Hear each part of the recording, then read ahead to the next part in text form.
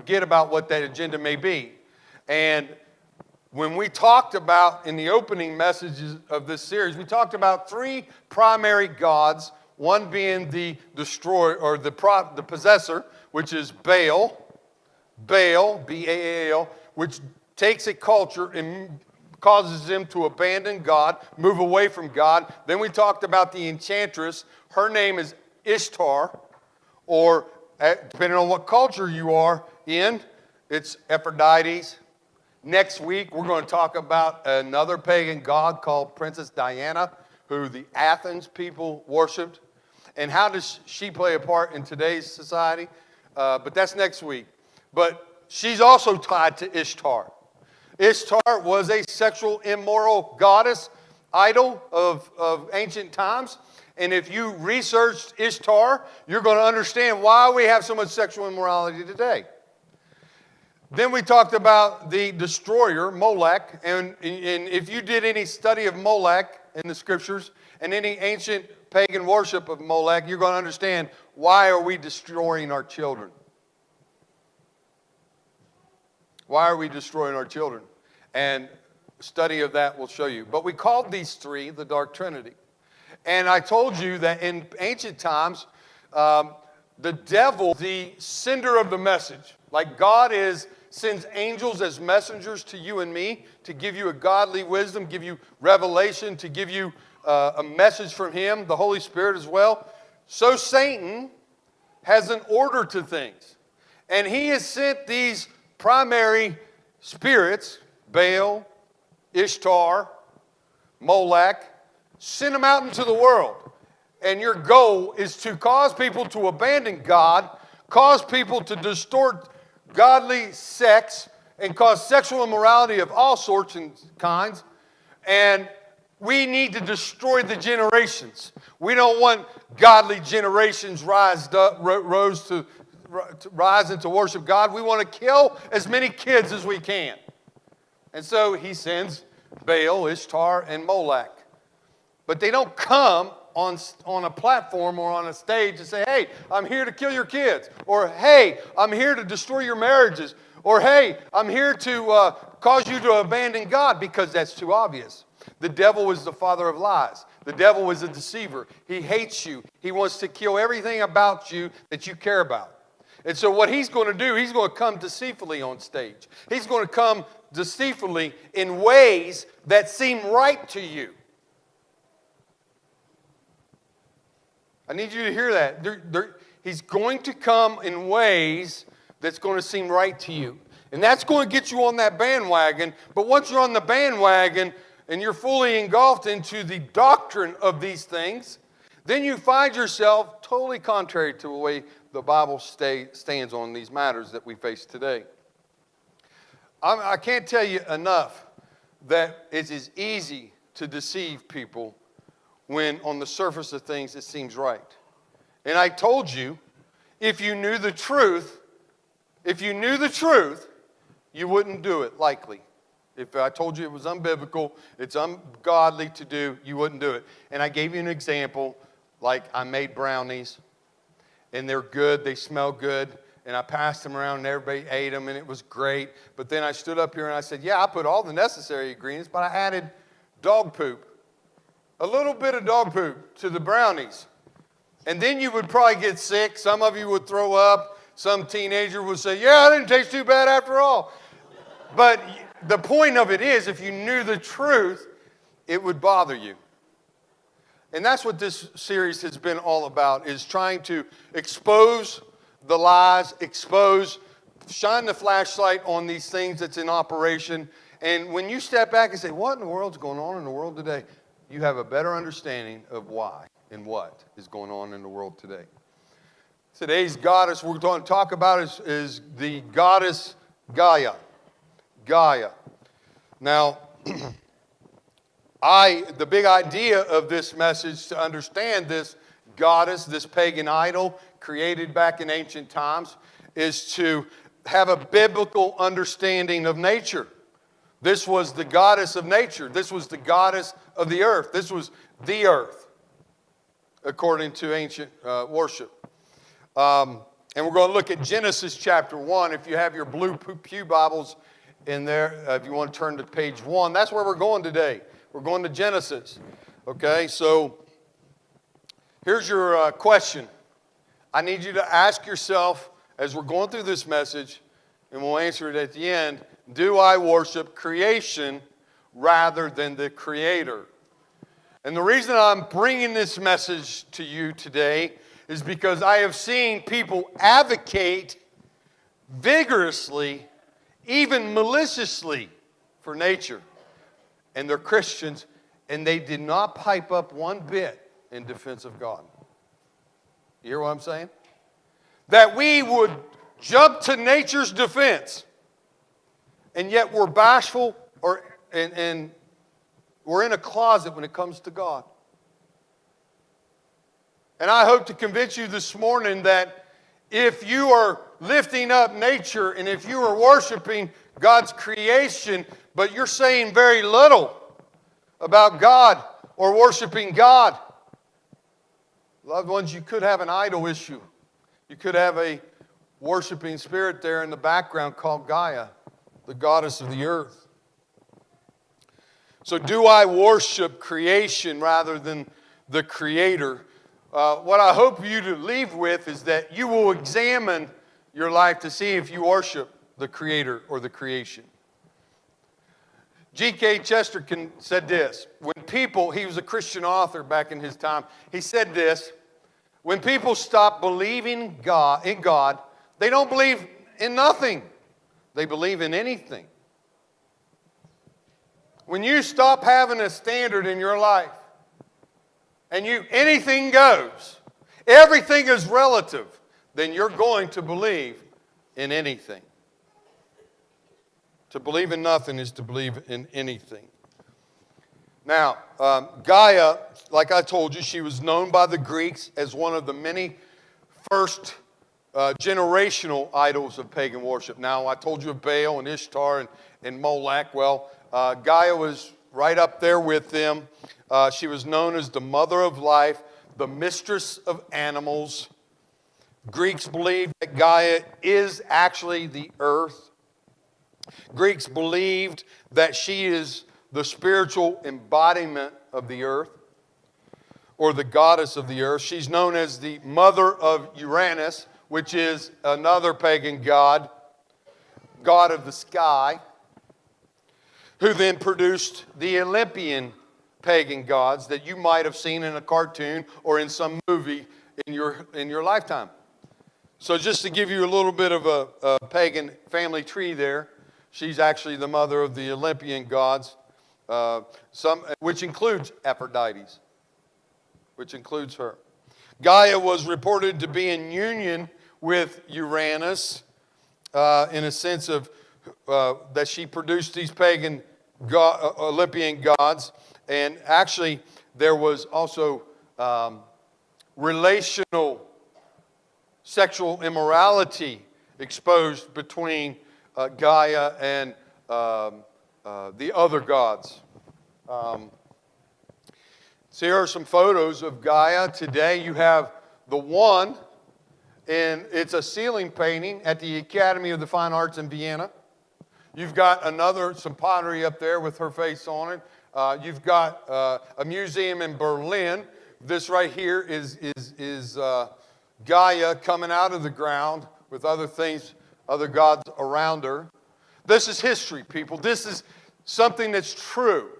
And why is it true? Because people want to worship something because God created you to worship Him. He said, let us make man in our image, right? He said, let us make man in our image. If you got the character of God in you, then you've got the ability to want to worship God, right?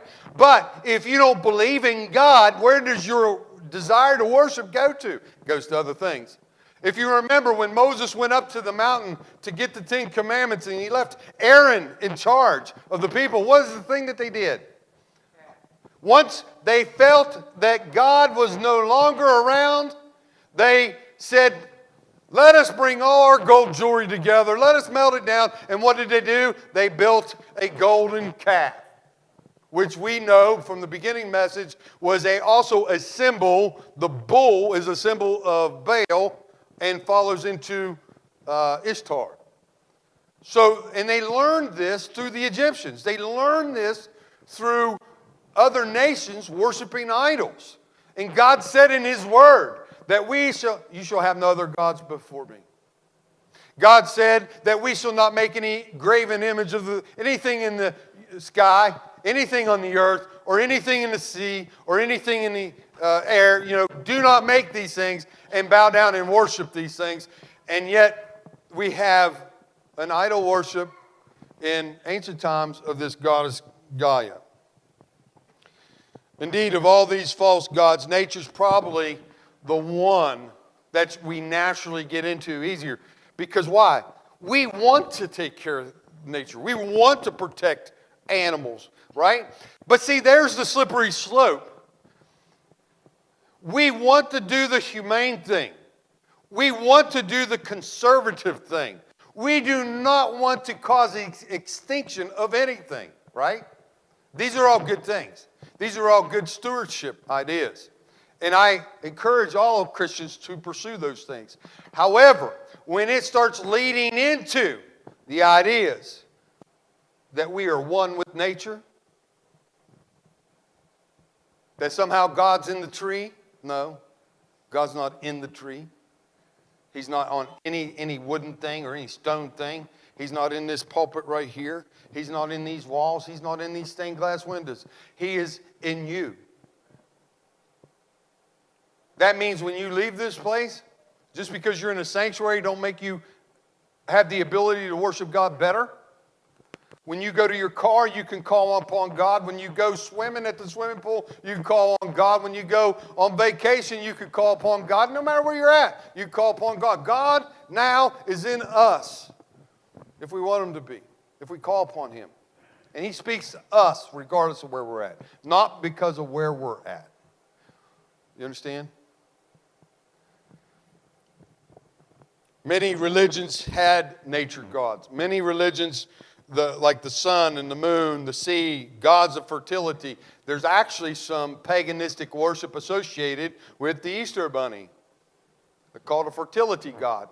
We can get into that a little bit later. But everyone is left, everyone on the left or everyone on the right or everybody in the middle. We all care about the environment. We don't want to see it go down certain roads. But I can tell you this, there are political figures out there who have wrote books, prior presidents, prior vice presidents, who've wrote books and talks about the spirituality of the environment. And I'm going to step on some toes here, but I'm going to give you an example. There are shows and movies that are designed to cause you to think and go down roads that makes you think that you are one with the earth. And I'm not telling you that you're committing sin by watching these things. I'm telling you by watching these things coupled with your attitude about the environment could mean it's a sinful thing. Matter of fact, I think restaurants have bars within them. And we go in there and you order food all the time, right? It doesn't make me an alcoholic, does it? So please hear me when I say that. Anybody ever watched the movie Avatar? So, the movie Avatar, though it's a great technological, visual masterpiece of the making, and if you ever looked on how they made it, and what great movie. But when they start to become one with the tree, when they start to become one with the animals, there's environmentalism involved in that. And I'm not saying that you, all of a sudden, after watching it, become an environmentalism type cultish worship thing. But listen, you cannot be one with the earth. You can be one with God. Jesus said, I am one with the Father, and I want you to be one with me and me with the Father. We operate together. God's never said, I want you to be one with the tree. I want you to be one with the whale. I want you to be one with the rocks. He never said that. He said, be one with me. And we have to remember that. When you consider the worship, look at pantheism, which we're going to look at later, but it's about worshiping the universe. And there are people who do that. There are people who do nothing with their life, but wait behind their computer for the first sign of alien life form. What a waste of life. But if the devil's goal is to get you occupied so that you're not in the right place, to hear the right things, to make the right choices, then he's winning. This is not me being overly religious. This is me saying there was gods of ancient times, and there are those gods, even though the figures of them have changed, even though we do have symbolism of pagan gods today, but we do not worship. You don't see no wooden totem poles up here or anything like that. We don't worship anything. That doesn't mean that they're not here and alive and doing havoc, okay?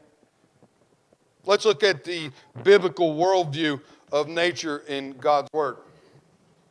In the beginning, God created the heavens and the earth.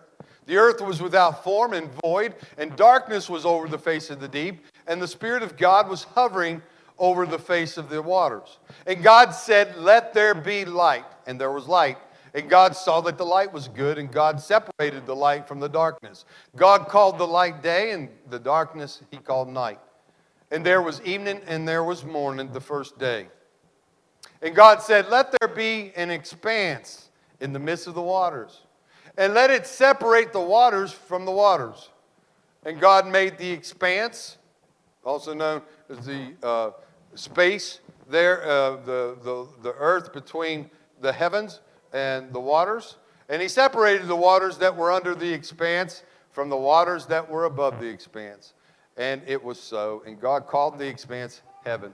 And there was evening and there was morning and the second day. And God said, let the waters under the heavens be gathered together into one place, and let the dry land appear. And it was so. God called the dry land earth, and the waters that were gathered together he called seas. And God saw that it was good. And God said, let the earth sprout vegetation, plants yielding seed, and fruit trees bearing fruit in which is their seed, each according to its kind on the earth. And it was so. The earth brought forth vegetation, plants yielding seed according to their own kinds, and trees bearing fruit in which is their seed, each according to its kind. And saw that it was good, and there was evening, and then there was morning the third day. Now, moving further down that chapter to verse 26, then God said, let us make man in our image after our likeness, and let them have dominion. Say dominion.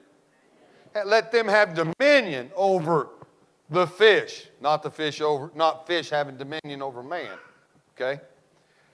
Of the sea, and over the birds of the heavens, not the birds having dominion over man, man having dominion over the birds. Man shall not bow down to the fish. Man shall not bow down to the birds. It's the other way around. Man has dominion over these things, and yet you have the devil causing a backwards worship, okay? And let them have dominion over the fish of the sea and over the birds of the heavens and over the livestock and over all the earth. Do you know there's countries starving and they won't kill a cow? Okay. Over the birds of the heaven and over the livestock and over the earth and over every creeping thing that creeps on the earth. So God created man in his own image. In the image of God, he created him, male and female. Male and female. Nothing in between. And he created them. And God blessed them, and God said to them, be fruitful and multiply, and fill the earth and subdue it. This is the first marriage. And have dominion over the fish of the sea, and over the birds of the heavens, and over every living thing that moves on the earth. And God said, behold, I've given you every plant yielding seed. I've given it to you. Every plant yielding seed. And then you have dominion over those things. Over every living thing that moves on the earth. And God said, behold, I've given you every plant yielding seed that is on the face of all the earth, and every tree with seed in its fruit, you shall have them for food. And to every beast of the earth, And God blessed them, and God said to them, be fruitful and multiply, and fill the earth and subdue it, and have dominion over the fish of the sea, and over the birds of the heavens, over every living thing that moves upon the earth. And God said, behold, I have given you did I just read that? Every plant yielding seed that is on the face of all the earth, and every tree with seed in its fruit, you shall have them for food. Maybe God felt that I needed to repeat myself. I don't know. But yeah, there's your scriptures for that. We're moving into point number 1. Sin has caused nature to be mismanaged. Sin has caused nature to be mismanaged. If you look at how God created things, sin occurred. Adam and Eve were naked. When sin occurred, they were ashamed of their nakedness. Adam and Eve walked in fellowship and relationship with God each and every day. After sin came, they hid from God. Before sin, everything was provided for them. They didn't have to work by the sweat of their brow.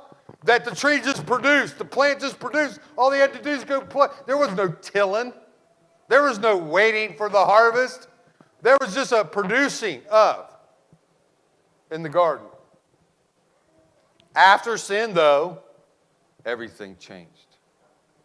Everything changed.